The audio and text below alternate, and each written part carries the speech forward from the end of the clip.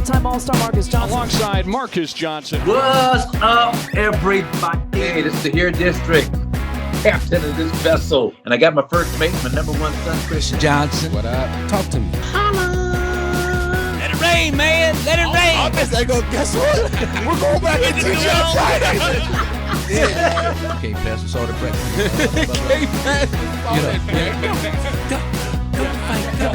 Go fight. Welcome, everybody, to the Here District, Marques Johnson.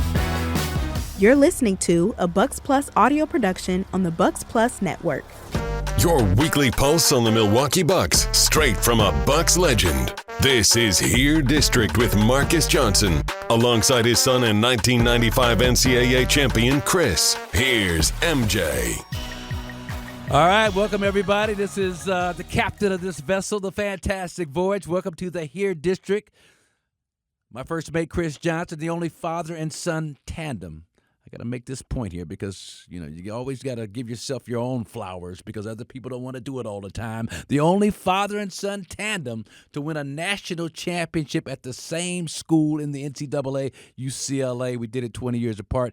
And we are so privileged to have on today's episode a guy that I've known since he was in high school, come from the same hometown, Natchitoches, Louisiana, NBA champion, executive of the year, and now he is the guy that is responsible for the basketball operations of the NBA. He's head of everything that goes on in the NBA, Joe Dumars. Joe Dumars, welcome to Here District. Just to be able to come from Natchitoches. Now, we left Joe in 1961. I was just 5 years old. And the first question I have for you, I grew up on 1010 Amulet Street. My dad and a couple other people helped him build that house there. And I've got some good memories, but there's also some not so good memories. It's the South. It's the early 1960s. I remember the Festival of Lights on Cane River, the Christmas parade, and Santa Claus came down the street, Joe, and there's black kids on one side. It was segregated, white kids on the other.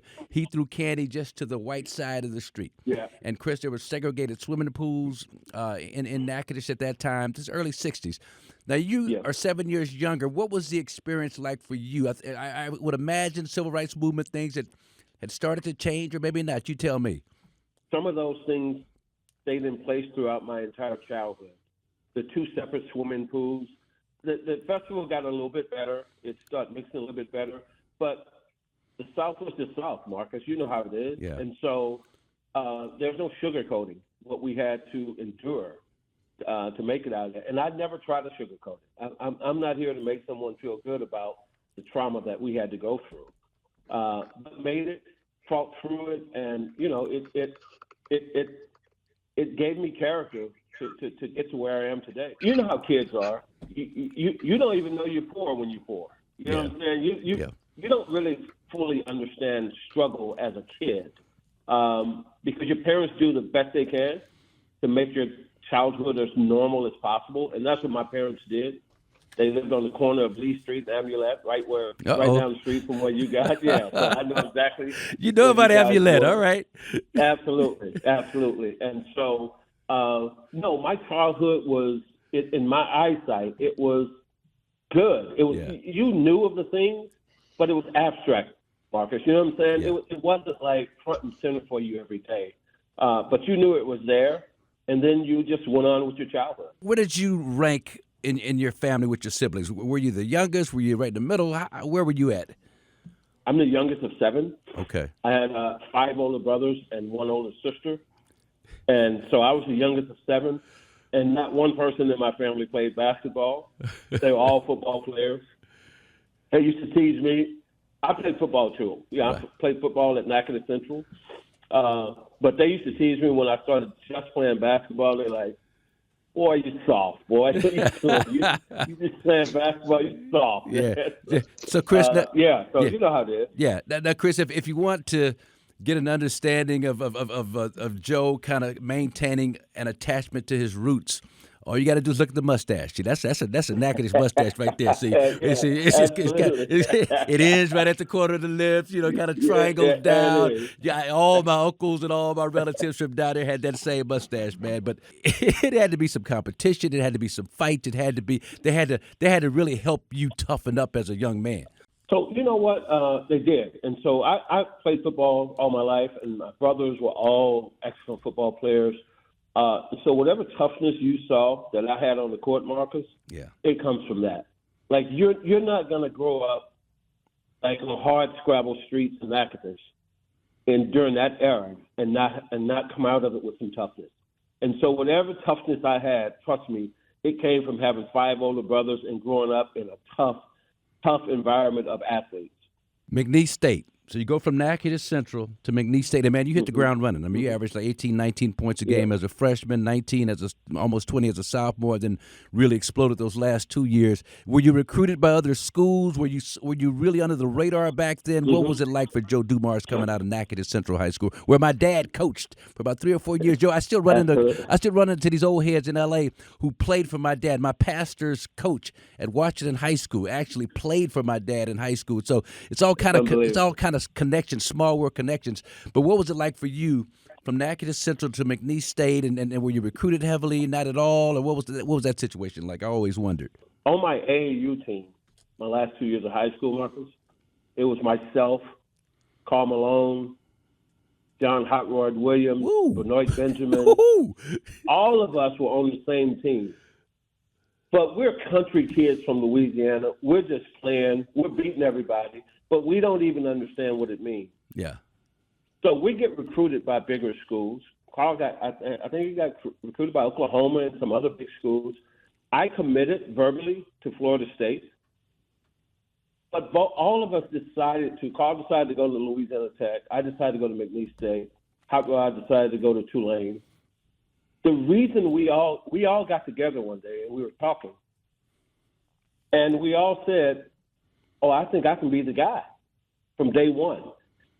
And that's what McNeese and Tech and Tulane was assuring us. And I always say to guys now, man, go where you're going to play. Yeah. Don't go just, because it's a name. Go where they're going to put that ball in your hand. You're going to play. And it's the reason all of us went to the schools we went to.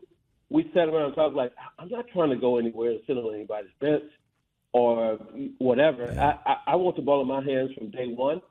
It's the very reason we all went to where we went, Marques. What was practices like? I mean, you got Karl Malone, you got John Hot Rod Williams, who was just an excellent power forward, but 6'9", 6'10", long and athletic and tough. Benoit Benjamin, a guy who ended my career. I ran into his stomach, 00s, when I was with the Clippers and ruptured a disc in my neck. But he was a tremendous talent out of Creighton. Played for Willis Reed, another Louisiana homeboy of ours. But what was the name of the team? That AAU team? Where'd you guys practice? Where was it located out of? I mean, what were your Karl Malone? What was he like as an early Karl Malone and some of these other phenomenal players you talked about? Yeah, we were all like 15, 16 years old at the time. One other player on the team who played for Phi Slamma Jamma for Houston was a guy named Benny Anders. Oh, yeah. Jumping, dunking. Oh, yeah. God. Exactly. Now, where was he from in Louisiana? What city was he? Where was he out of? Benny was from up around the Ruston area. Okay. Like up around the Ruston, Monroe area. Right. Up there. Right. And so, but practices were incredible. Like, look, we didn't know any better. Yeah. Like, all we knew was time to practice, go as hard as you can, compete as hard as you can, and then we all just would hang out with each other afterwards. It's a lot different AAU than it is now. We had training camp, and we were based out of New Orleans. Okay. So we were between New Orleans and Baton Rouge all the time, just playing, practicing, and then we'd go play these national tournaments. And, Marques, we got to the finals of like 3 different national tournaments. And we just like, you know what Natchitoches is. Yeah. You know where Monroe is. Wow. You know where Ruston. Like, we got to national finals to all of these tournaments, man. We won one of the tournaments. I think we lost in the finals to 2 of them. And so we were young kids, man, just happy to be getting out of Natchitoches, Yeah, and who were some of the name players in those finals matchups, if you can recall it, some of the big-time players that were around at that time? Yeah. So we played one national championship, and we played the New York team, and we played against Khris Middleton and Eddie Pinckney. Okay. Who played at Villanova. So we played guys like that. One tournament we played out in Salt Lake City, Utah, and we played Alabama, and we played a guy, Enos Watley. Sure. Enemo. Come on now. All those guys. Yeah, so, yeah. Yeah, we traveled around the country. We would, Marcus, you remember this? Remember the magazine they used to have, Street and Smith magazine? Sure, of course. Come on. Okay. So that was our internet, basically. So, if we wanted to know what was happening, and we would all read about these guys. And so we'd go to these tournaments and oh, that's the guy we read about. I did the same thing. All right. I did the same thing. Wesley Cox, I was afraid of him before I ever saw him in Louisville. So now, while we're trekking here down memory lane, did you ever heard of a place called the 8 Yard, Joe? I'm sure you have. That's where I grew up getting my hair cut. That was the live spot in the hood, Chris. That's where your grandfather, Paul, my dad, Jeff, he was a barber, master barber for years, and I've heard so many stories about him working down in the 8 Yard and making sure he took his pistol and his razor with him down there because it got real lively on a Friday and Saturday night. It got real in the yard. Well, I can only go there during the day to get my hair cut at nighttime. Boy, don't you be down there in the 8 Yard at night. See. I've heard so many great stories about that, man. But so anyway, man, I could talk about this stuff all day, and especially these.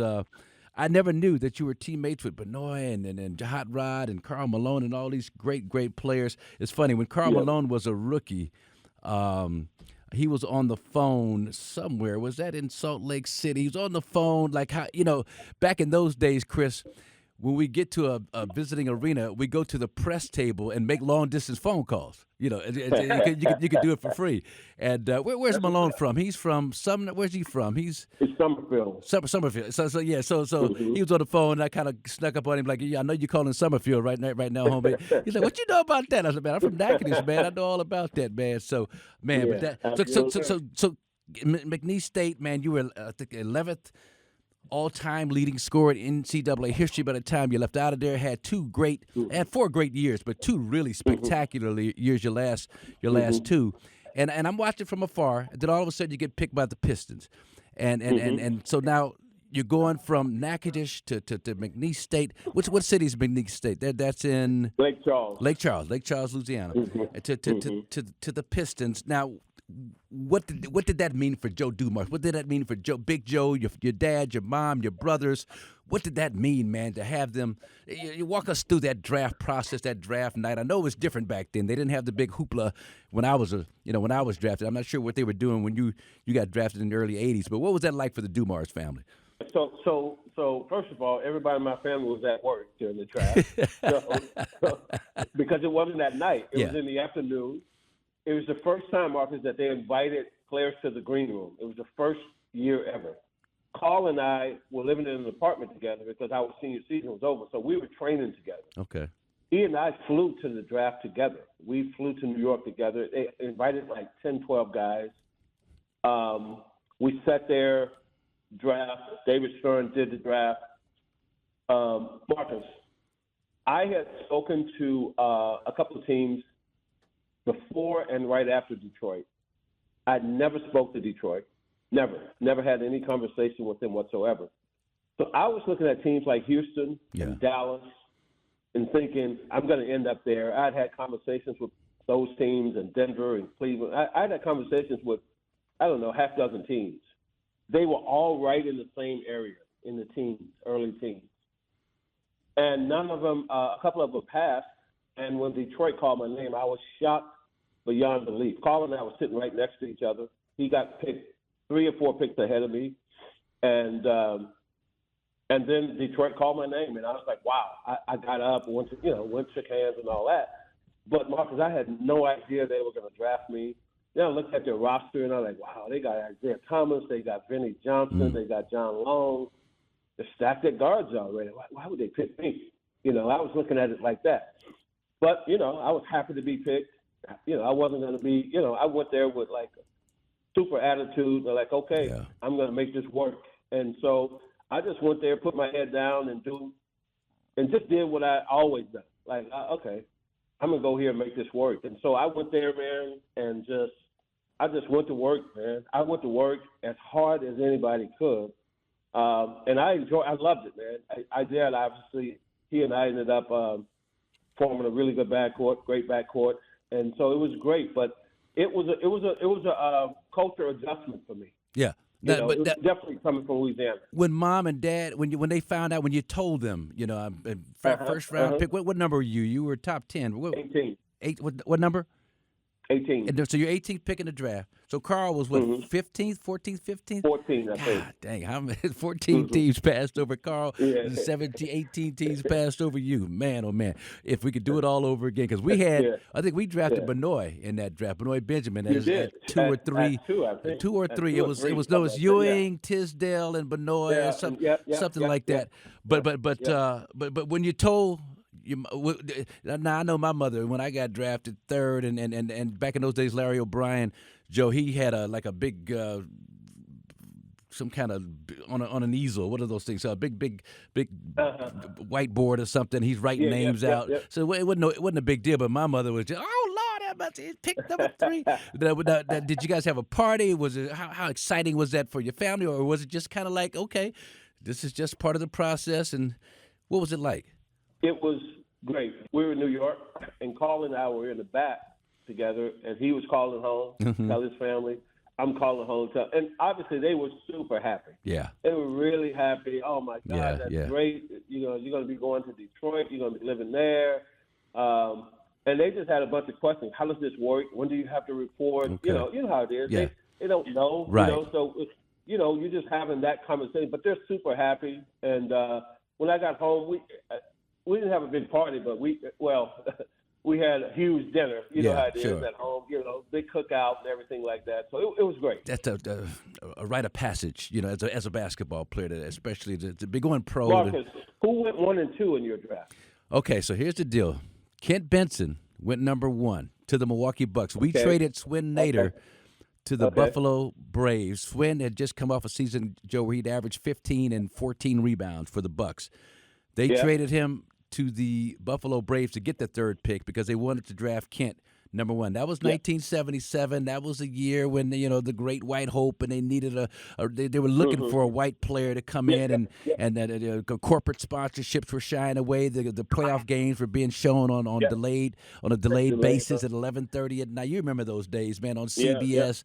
And so and Quinn Buckner, who played with Benny at Indiana, he told me later. He told him, look, Marques Johnson, Kent Benson. I'd take Marques Johnson, keep Swin Nader, but Nelly took Kent, and then number 2 was a really good friend of mine and just a great all-timer out of Houston, Otis Birdsong. He went number 2 to Kent. He went number 2 to Kent. Now, so now the story with that, my teammate Richard Washington from UCLA played with the Kings. They asked Richard Washington. They had a forward by the name of Scott Webben, white guy out of Colorado. They asked Richard, well, who's better, Marques Johnson or Scott Webben? He's like, man, Scott couldn't hold Marques' jockstrap. I don't know, but Scott Webben, Kansas City, just. Right. So they passed on me as a small forward and picked Otis Birdsong. But I have no complaints. Wound up number 3 with the good young team with the Milwaukee Bucks, man. So that was all good. Joe, growing up, watching you and Isiah and the Bad Boys against Michael Jordan, for me, it was amazing because we put a lot of gas on Mike back then. But when he came to see Joe Dumars, he wasn't the same Mike. I'm just trying to figure out what was your defensive strategy. How did you play Mike to be so effective in guarding him during that era? I always say it's all relative. In guarding, so I always make sure people know. Please know I didn't just completely shut him down. I always give people their props for that, Chris. But Chris, I will say this: is that by far I think we were the most physical team. With him by far, and then second, me personally, and it's just my personality, and we've talked about this since, I never said a word. To him. But I tried to go so hard at him that spoke loudly. You get what I'm saying? Like you can go real hard at a person and just look and never say a word, and they hear you. And so that was my whole thing. Like, I'm not talking. I don't need the trash talk. But I am going to go. I'm going to go Natchitoches hard. and so that was me. And my teammates knew that. And I had some big boys behind me that were ready to rumble at the drop of a hat. And so for me, I was like, if I'm going hard out here out front, I know what I got behind me back here. All right, let's go. Let's see what happens here, you know? Joe, as a follow-up to that, the Jordan rules. Now, was that a real thing that y'all had? Was that a real, philosophy and principle? Could you explain that to those of us that may not understand what the Jordan rules were? Yeah, Chris, it called it Jordan rules, but, you've been around basketball all your life. Marques, you've been around basketball all your life. It's just some certain principles where people catch the ball. It really is. At that time, early in his career, you really wanted to push him left. And so you knew defensively everybody shade left. When he gets to the top of the key, make sure he goes left. If he goes right, everybody comes. You know what I'm saying? If he goes left, more than likely he's going to pull up. So it's just like tendencies, knowing where somebody's going to go and knowing when you're going to go left. When he goes right, if you don't come hard right away, he's banging that thing. If he's going left, Chris, you don't have to come as hard because he's more than likely going to pull up and shoot it. You know what I'm saying? So it was just those type of rules. You know what I'm saying? It was a deep scouting report, Marques. You know what I'm saying? Yeah. But let's not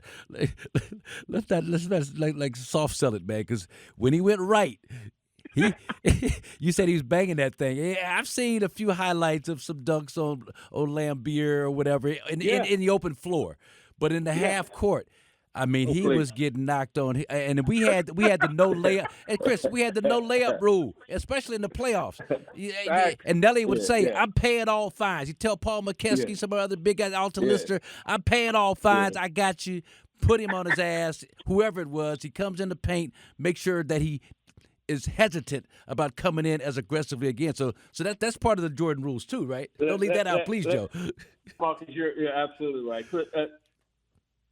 Chris, he's absolutely right. But here's the thing, though. This is how deeply ran with us. Marques, y'all probably did this, too. Most teams probably did this, too. If we're on defense, Marques, Chris, if a guard passes the ball to the wing and he cuts through that lane and he doesn't get touched, we call timeouts 2 minutes into the game. Yeah. What are we doing tonight? Are we not playing tonight? Yeah. I mean, that's the timeout. Like, are we not playing tonight? They cut through the lane twice and haven't been touched. What? So you could, Marques, you couldn't even run through that lane. Yeah. And not get touched. Yeah. And so they didn't wait for you to drive with the ball. Cut through that lane if you want to. Man, it's physical. Yeah. One thing, Joe, that really impressed me too is that I heard Isiah on an interview. And, it wasn't like he was really highlighting this, but he just kind of mentioned in passing that, Joe and I were talking about our upcoming opponent. Joe and I were on the phone. It seemed like you and Isiah had that. What was that about, man? I mean, because that wasn't, I don't know if every team had that kind of camaraderie, that kind of plug-in in terms of guys, your two lead guards in constant communication. Seems like you guys had that back in those days. We did. I don't know where it came from, but we did, Marques. Call each other on the phone. You watching this game right now? Yep. You see the last two plays? Yeah. That's some good action they're running right there. We might need to take some of that. Yeah. Let's make sure we do that tomorrow. We'd be on the phone half hour, 45 minutes, watching the game together. Right. Sometimes not saying anything, just watching the game.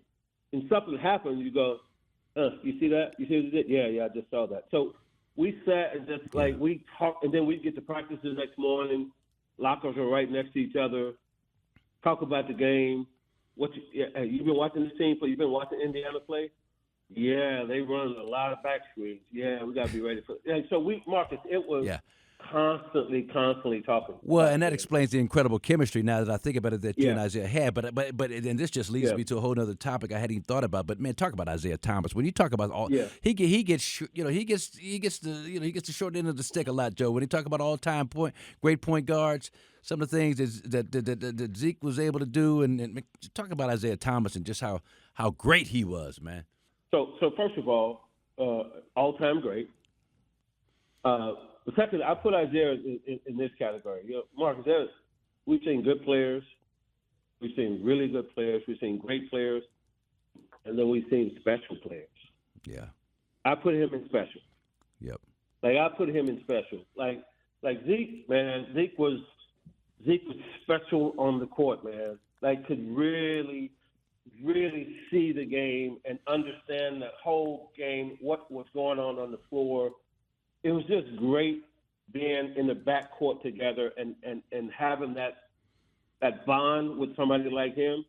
Zeke was special, man, really special. And so, he's one of the all-time greats, man. And I'm thankful that I had a career with a backcourt mate like that, at that level that was that special. I give him all the props, man. Special player.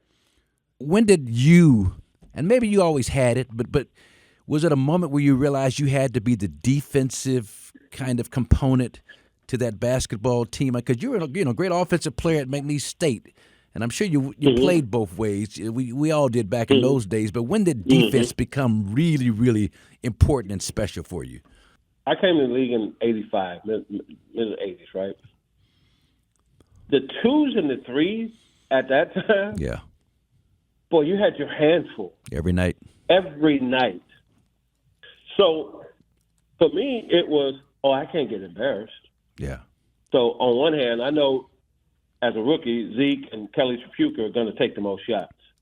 So I'm not going to be able to match point for point with the other two guards. So the only way I can make it an even match is I got to lock into them. Yeah. So I wasn't trying to have 10 and them have 30, Mark. Right. You understand what I'm saying? Oh, yeah. So for me, it was just I can't get out here. I can't have somebody drop 30 on me, and I got because I'm not going to get that many shots. Yeah. I'm not going to get 20 shots. You know what I'm saying? Right.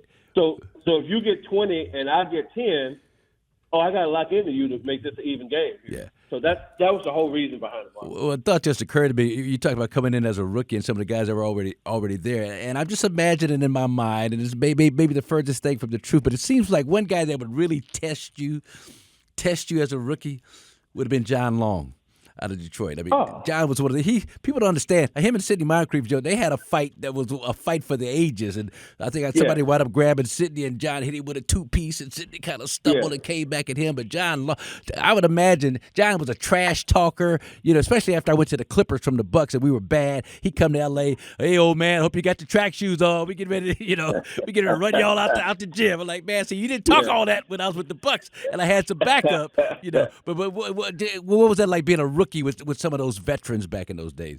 Well, fortunately for me, those guys liked me. I was quiet. I didn't come in and talk a lot. Yeah. So they didn't come at me like that. And I had two guys that I had to go against every day in practice, Marques, John and Vinny Johnson. Wow. Okay. But two of the nicest guys in the world. Those guys were super, super nice to me. They were super good to me. I really like John and really like Vinny. Those guys were super nice people. But, I got to say but boy, when practice was going on, they were taking no prisoners. Yeah. They go at you, physical, bang you. These were some grown men, as you know. Yeah. These weren't, 18-year-old kids out there. These were grown men out there. And, boy, they would go at you in practice. But two of the nicest guys ever, man. I got nothing but love for both of those guys. Well, Vinny Johnson, Chris, I don't know if you knew this, but he's actually my second oldest son, Josiah, King Josiah. He's his godfather. He was when really? But it's because my ex Josiah's mom was best friends with the girl that Vinny was dating, and she's the godmother, and she kind of talked him into being the godfather. So it's one of those situations. So we go way back to the early '80s. Okay. So now we fast forward. Now you you get into the starting lineup. You and Zeke are a tandem in the backcourt, and then you got to go through the Boston Celtics a couple of times and go through some disappointments. And then what was it like when you finally broke through, man, and got to the NBA Finals? Because we could never do that in Milwaukee. We ran into Bird and McHale and Parrish, or Dr. J and Moses Malone and Bobby Jones and Andrew Toney and that crew. But what was that like, man, when you finally broke through, man? It's I don't know if there's another team that we finally beat that there was more satisfaction from. Yeah. Because they were so good, Marcus. Because they seemed impossible to beat. Yes. You know, at a time they just seemed impossible to beat. Like how are you ever going to go into Boston at the Garden and beat these guys? And so finally beating those guys was might be the most gratifying series that we ever closed out, was to finally beat Boston, because they were just that good. And Marcus, what they were also was extremely smart. Yes. Man, I remember just like, I remember turning my head for a second or two. Rest his soul, DJ's cutting through the lane or whatever, and I turned my head for a second, and boom, Bird, McHale, bam, and he's got a layup, right? And I'm just like, damn, that you could not make the slightest mistake with those guys. They make you pay for it. And so it was, I don't know if it was more gratifying to beat anyone else than to finally get over the hump with Boston. Which championship? I would assume the first one, but the first one was a sweep? Was it Lakers, Blazers? Yeah. Okay. Lakers. Now, which one? What were the emotions like for each? You walk me through that, man, for both of those. Yeah, so the Laker one was, we lost to them in Game 7 the previous year at the Forum. Yes. Game 7, lost by 3 points. Devastated. You guys were up in the fourth quarter in that game? We were up in the fourth quarter. Marcus, the game's over, Game 7. Me and Zeke go back in the shower area. We still got our uniforms on. The showers are not on. It's just, quiet back in the shower. We're sitting on the floor. Tears. Sitting there, just sitting on the floor, tears after Game 7. Look up, standing up over us, Kareem pulls both of us up. We stand up, hug both of us, and say, you guys are going to be world champions. Telling you. Thanks, Kareem. And he left out. Wow. Zeke and I, that's all we needed to hear. That's all we needed. Thanks, Kareem. That summer, it was like, hey, man, okay. Yeah, we got a championship to win. So you talking about on a mission going back to next season? Like, we were on a mission. Like, nah, it's got to happen. It's got to happen. And that was the Finals MVP year for you, right? That next year MVP. Against the now the Lakers. Were they a little banged up? I remember vaguely they went to training camp or something and overworked themselves. Hamstrings. I think Byron Scott got hurt the first game or right before the series, and then Magic played the first 2 games, and then he got hurt and he went down with a hamstring. He tried to play in Game 3. Yeah, he played some in Game 3, but couldn't really go. But we didn't care. At that point, that's your problem. That's your problem. It ain't got nothing to do with us. Yeah. Like they said in Nagel, I got to have it. I got to have this one. Okay. And what did you average? You remember point with like 24, 25? I mean, you had a great offensive series, as I recall correctly. Yeah, I was like 27 a game. God dang. Okay. Yeah. Okay. Who was guarding you, man? Who they try to match up on you with? No B. Scott. Who did it didn't matter. I'm sure it didn't matter at that time. Coop and Worthy. Wait a minute. You mean Hall of Fame? Hall of Fame inductee for his great defense, Michael Cooper. You're a defensive player not known for your scoring. You gave Hall of Fame defensive inductee Michael Cooper 27 a game in the finals, man. It happened to work out that way. It happened to work out that way. You got to have this. All right. Next year it's the Blazers. Yeah. Yep. And who's on that team? Refresh, I remember, because that team was loaded, man, with just some athletes. That was Duckworth and Clyde and Terry Porter. Was Buck on that team? Buck Williams was on yes. that team. Jerome Kersey was on that team. I think Petrovich was on that team too. That's right. Yeah, young Petrovich. I think he might have been on that team. Okay. Yeah, I mean they were loaded. Yeah. I mean they super loaded, talented team. Cliff Robinson, Uncle Cliff, Uncle Big Cliff. With Yeah. yeah. He was on that team. Yep. And that series went what, 5 or 6? Where did that go? 5. So they split. We Mark, you remember you used to do 2-3-2. Right. So the first 2 games were in Detroit. Split with them. They got a win. And we go to Portland, and we win all 3 games. Yeah, that's right. That was crazy. On their court. Yeah. Now the first game 3 there. Well, because I have 35, 33, 35, something like that. Come into the locker room after the game, get pulled out of the locker room. Hey, need to step out. I go to a little office, and it's my wife. She's getting ready to come out there. My dad died. I remember that. During the game. Yep. So got a call from Natchitoches on the phone with my mom. So, yep. And how difficult was, Joe, and when my dad died March 5th, 2002, I was working for Fox Sports, covering the Pac-10, whatever it was, tournament. And I found out on like a Tuesday. He died on that Tuesday. I had to go on the air and do our first series of games like Wednesday, Thursday, Friday. And I remember just being so immersed in the work that I was able to get through it, push through it. But then after it was all over, man, I cried. Like, you know what I mean? All the emotions came out. But just, I mean, I would imagine just you knew that Big Joe Sr. would want you, to fight the battle, to finish what you had started. I mean, so what was that like for you, man? Just to show up and play so well with all that weighing on you. You'll appreciate this. Dad has died during the game. He died first quarter of the game, something like that. And so I go back to the hotel room with my uniform still on. Like, this is immediately after the game. So I just put my warm-ups on over my uniform. I go back to the hotel. Before I go back, Marcus, the owner of the team, a guy named Bill Davidson, he says to me, got my jet. You can take my jet. You take it, do what you need to do. Okay.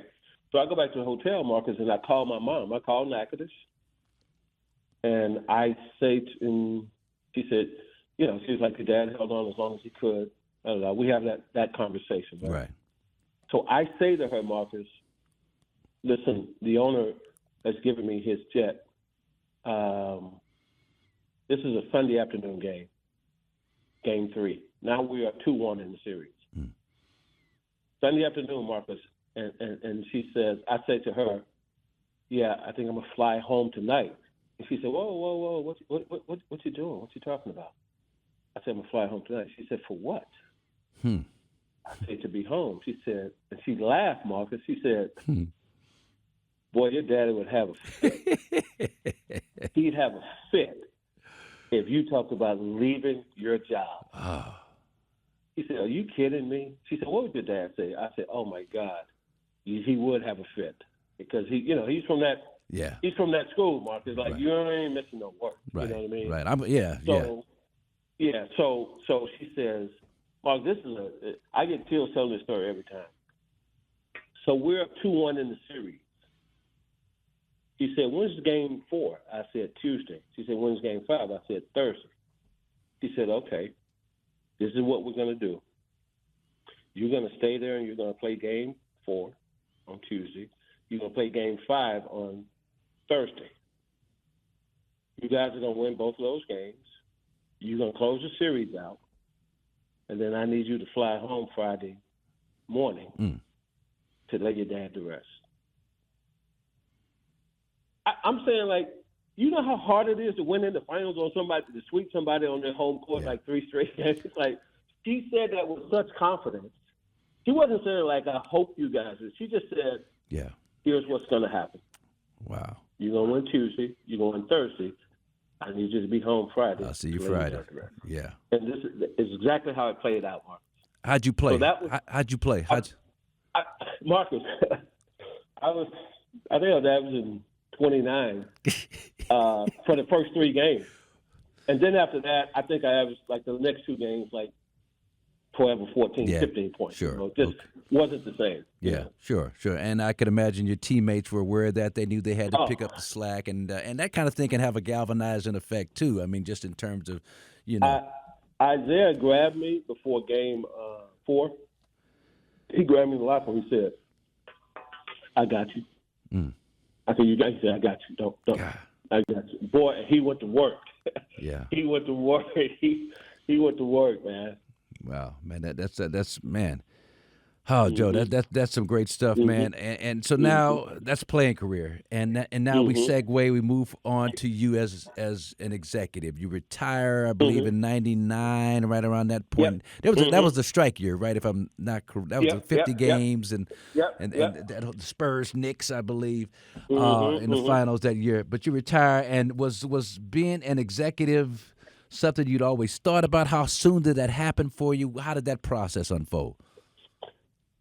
Never thought about it. No plans to do it. Wasn't even a thought. I had 2 companies here in Detroit, businesses outside of sports. And the middle of my last season plan, owner sends me a note after I'm practicing. Me, Grant Hill is my teammate then. I think Jerry Stackhouse is my teammate. I got some young guns on my team, right? So after practice one day, got a note on my desk. Owner wants you to call him up. Hey, can you stop by?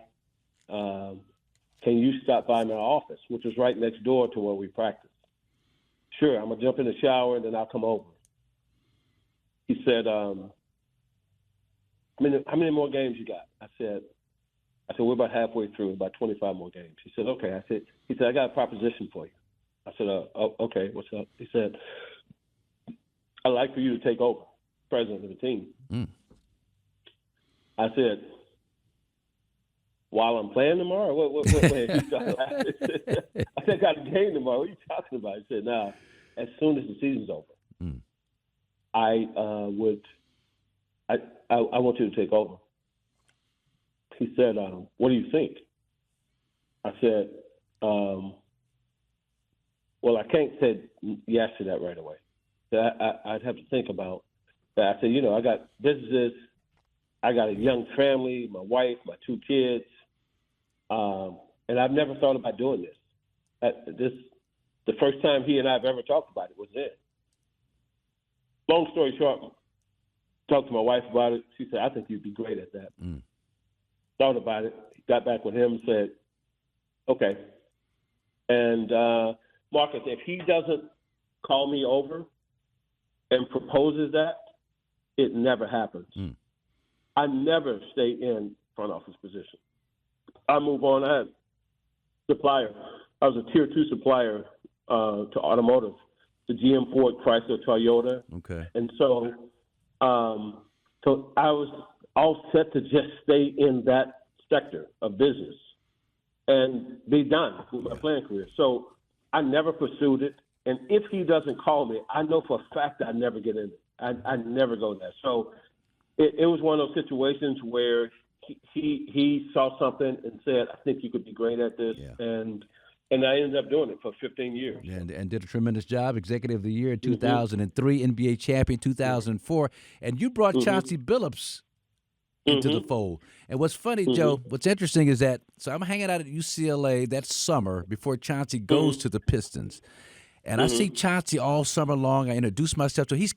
He's killing the pros out at UCLA. I'm not playing, I'm just watching. I go up to Chauncey. I'm like, man, I didn't know you was this good, blah, blah. After the Boston fiasco with Rick Pitino and that whole thing coming out of Colorado, I go on the air at Fox Sports with Kevin Frazier, and we're talking about the upcoming NBA season. I say the guy to keep your eye on this season is Chauncey Billups. Mm-hmm. So Kevin Frazier, like, Chauncey Billups from Boston? He's garbage. What do you mean? I'm telling you, I saw him down at UCLA. What did you see in Chauncey, man, that made you feel like he could be a crucial part to what you were trying to do in with the Pistons? Sometimes it's when you get a player. Yes.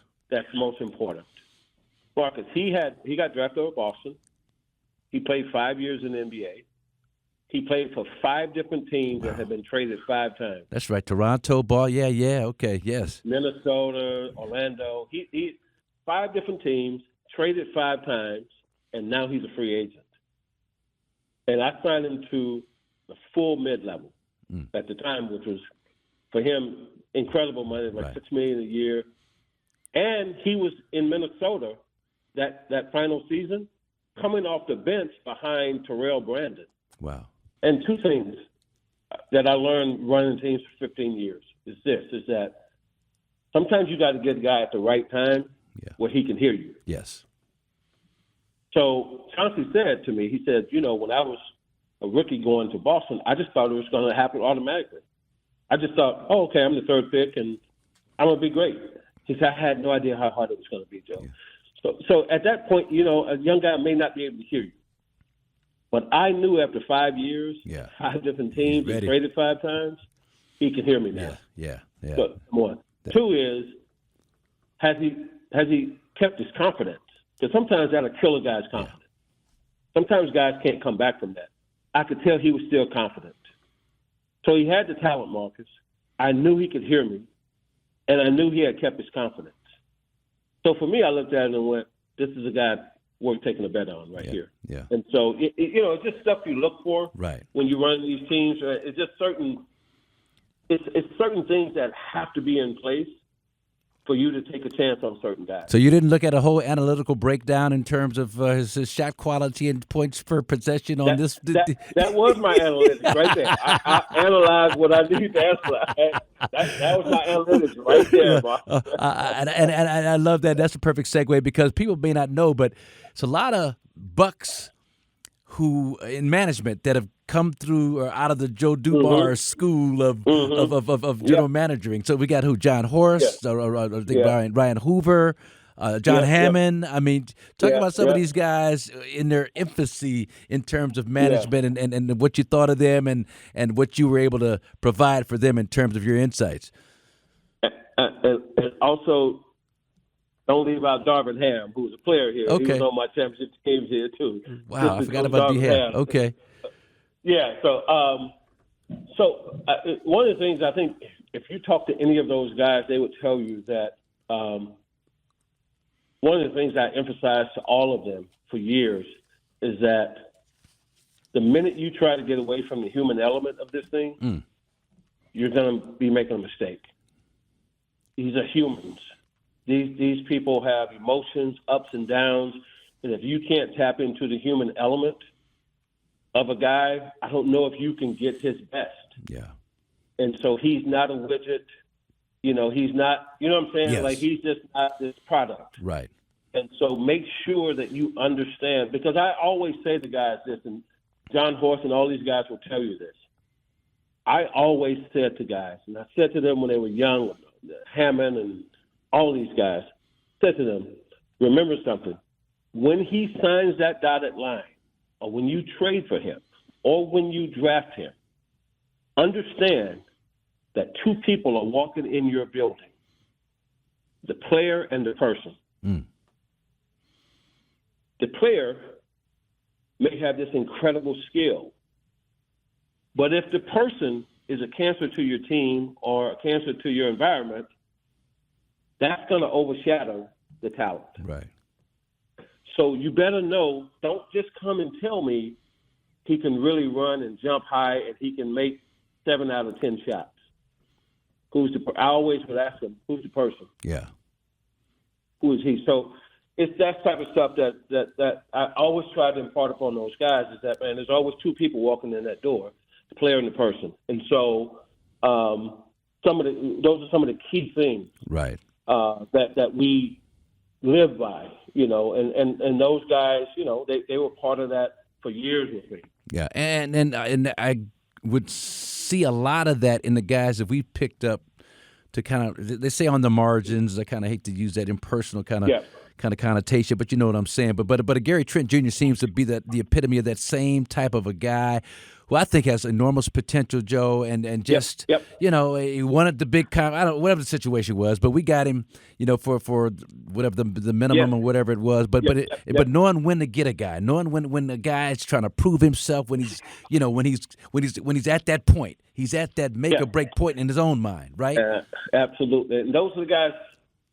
When you're putting teams together, when you're running a team, it's those type of things that have to be a part of how you do business. It can't be the only part, but it has to be a part. You have to be looking for one or two guys like that your staff and people are looking at. Yeah. Who is that guy? And your staff may come to you and say, Marques, here's three guys I think fit that profile that we're talking about. Let's take a look at these three. So you have to look for guys like that at all times, Ross. You really do. One other guy that's in Milwaukee that's got some Detroit ties. I drafted Khris Middleton.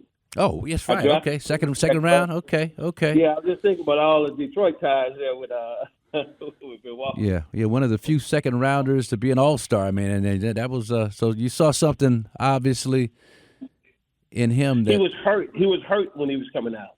He had a knee injury. Okay. And I think he had an ACL or something, right? And so everybody was like, he's got ACL. I said, yeah, but did you see him when he was a freshman before he got his ACL? Right. Like, yeah. I was like, okay, so did you see how good he was? Before? Yeah. So I was looking at him before he got hurt and saying, okay, well, if he gets healthy, that's the player you're going to get right there. So for a second-round pick, you know, I thought you absolutely have to take him. He's a first-round talent. Yeah. So now, Joe, let's talk about your current responsibilities now in the league office, man. And you know, I think the best thing that you've done, and it impacted us, the Bucks, negatively at least a bit around January, February. But Dame Lillard was shooting about 9 free throws a game. Every time he get that little touch foul, he get 2 free throws. Well, he went down from 9 free throws a game to like 5 after February or something of last year. But man, you know, I just like the fact. You tell me. I mean, what's your thought process in terms of defense and bringing kind of defense back into the NBA? So, a couple of things. I would say this: so Marques, I'm in touch with all 30 teams, whether it be owner, GM, coach, player, whoever. To a man, it was, man, we like the change. Yeah. Allowed. My point was this: is that if you allow the defense to just hammer the offense, that's an imbalance in the game. It's an imbalance in favor of the defense. If you allow the offense the ability to have such an advantage, that's an imbalance to the game. The only thing that we did was this, and I can break it down simple. Marques, what was happening was offensively, you could be sliding with me, and you're on defense, and I'm driving. Yes. And I lunged into you, Marques, and I was getting 2 free throws. Yeah. I thought that was imbalanced. I thought, and I got these calls, Marques, these plays, and maybe a guy got a text because of the play, or head coach would call, and they would go, and fairly they would say, what is my guy supposed to do? Yeah. What am I supposed to do? And we simply said we cannot reward the offense for lunging into the defense with 2 shots. Yeah. That was the change right there. That was it. It wasn't like we allowed the defense to start hammering you or anything like that. We just said it's unfair to the defense. Slide. A guy lunge into you, and you give him 2 free throws. And that was the adjustment in the middle of the season. Well, and you'll be happy to know that Monty McCutcheon, supervisor of officials, did a great job breaking that down for all the broadcasters recently, talking about the straight line pathway that defenders are allowed to. But basically, if you cut a guy off to the spot, you ought to be allowed to cut a guy off. Joe, I'm watching. So we pick up Gary Trent Jr., Taurean Prince. So I pull up all their defensive possessions on Synergy, and I can't tell you how many times once the offensive player starts to penetrate, they open up and just allow him to go by because that foul situation is in their mind. It has a psychological effect on being able to play tough defense without hands and physicality and bumping, but just staying in front of a guy. That was leaving the game, and that's a travesty, man. Marcus, what it does is it hurts the competition. Yeah. You can't compete like you need to compete. Yep. When you have to worry that I got to open up, then in turn people say, "Oh, these guys don't want to play defense." No, the guy's trying to stay out of foul trouble. Yeah. Allow him to compete and don't penalize him if he slides and he's there and the offense lunges into him. You can't penalize that defensive player. And then when he stops doing it, then turn around and say, "Oh, he doesn't want to compete." Right. Yes, he does. Right. You have to allow the guy to compete, and that's what changed. That was it. Monty does a great job of explaining this as well. But that was a change, Marcus, in the middle of the season right there. Yeah, well, I think a change that was I think it's going to benefit. You just mentioned it, just the perception, because you hear a lot of people say, "Oh, they play no defense in the NBA, not like they played in the old." And the league has legislated the ability to play defense, out of the hands of the defensive player. You're bringing it back. Nobody better to do it than you, 6-time All-Star, 5-time All-NBA defensive player, Hall of Famer Joe Dumars, man. Look, man, I know you got a lot of stuff to get into. We appreciate it so much you coming by here, District, to spend a little time with us, my Natchitoches homeboy. And man, let's do it again sometime, man, because there's just so many great stories to tell, and I just appreciate it, man. No, I appreciate you guys, man. I appreciate you. Appreciate Chris. I'll say it again. The first motivation I got in my life was cousin Daryl Johnson and my cousin Marques Johnson. For me in Natchitoches, I'm a big proponent of kids have to be exposed to something. Yes. I was exposed to the idea that somebody from Natchitoches went to UCLA and then went to the NBA and was a star player in the NBA. For me, I was like, oh my God, man! So I'm just telling you, man. I'm telling you, Marcus, man.